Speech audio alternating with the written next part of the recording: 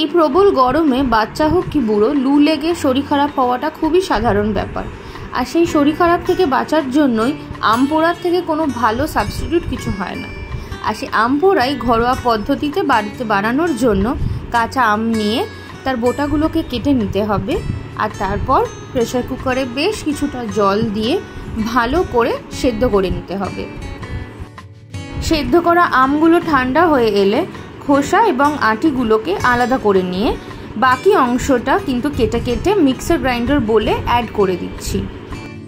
এরপর একে একে ওতে দিয়ে দিচ্ছি আদা কুচি, চিনি, বিট নুন,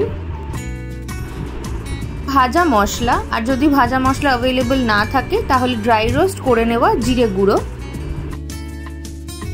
বেশ কিছুটা ফ্রেশ মিন্ট লিভস আর জল দিয়ে ভালো করে মিক্সড করে ম্যাঙ্গো পাল্পটা রেডি করে নিতে হবে। আর এই ম্যাঙ্গো পাল্পটাই কিন্তু আপনারা স্টোর করে রাখতে পারেন ফ্রিজে, কারণ এটাই কিন্তু আমপানার বেসিক ইনগ্রিডিয়েন্ট। এবার বাড়ির লোক কিংবা গেস্ট আম পানা সার্ভ করা কিন্তু ভীষণ ইজি।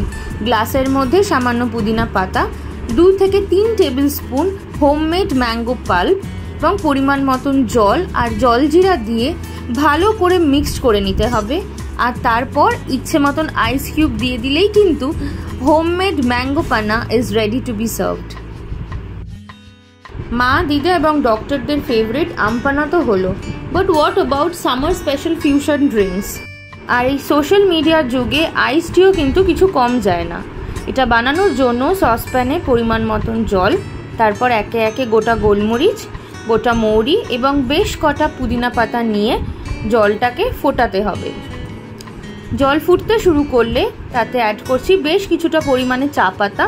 আমি এখানে বোধ দানা চা এবং পাতা চা দুটোই কিন্তু ইউজ করছি ফর দ্য পারফেক্ট ফ্লেভার। যদি 2 রকমের পাতা ইউজ করবেন না মনে করেন, ইন দ্যাট কেস দানা চাই কিন্তু ম্যান্ডেটরি। চা পাতা দেওয়া জল ভালো করে ফুটিয়ে নিয়ে তারপর এতে অ্যাড করছি বেশ কিছুটা পরিমাণে চিনি, কারণ যেটা রেডি হচ্ছে সেটাই কিন্তু আইস টি এর মেন সিরাপ। এরপর সব ইনগ্রিডিয়েন্টস দিয়ে ভালো করে 3 থেকে 4 মিনিট মতন ফুটিয়ে তারপর ছেঁকে নিয়ে ফ্রিজে ঠান্ডা করে নিলেই কিন্তু আইস টি এর সিরাপ রেডি। আর তাড়াহুড়ো থাকলে নর্মাল টেম্পারেচারেও ঠান্ডা করে নিতে পারেন।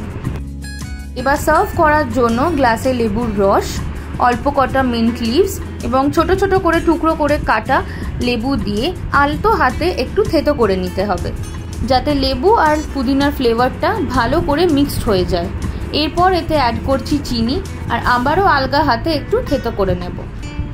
শরীর এবং মন এভারেস্টের মতন ঠান্ডা করার জন্য গ্লাসটা কিন্তু আইস কিউব দিয়ে ভরিয়ে দিয়েছি। গ্লাসের সাইজ এবং সার্ভিং কোয়ান্টিটি অনুযায়ী এতে অ্যাড করছি ঠান্ডা করে রাখা চায়ের সিরাপ। আর যদি মনে হয় মিষ্টি কম লাগছে তাহলে এই সময় সেটা অ্যাড করে নিতে পারেন। নিজের ইচ্ছা মতন ডেকোরেট করে নিলেই কিন্তু আজকের সামার স্পেশাল এপিসোডের fusion summer drink ice tea is also ready to be served.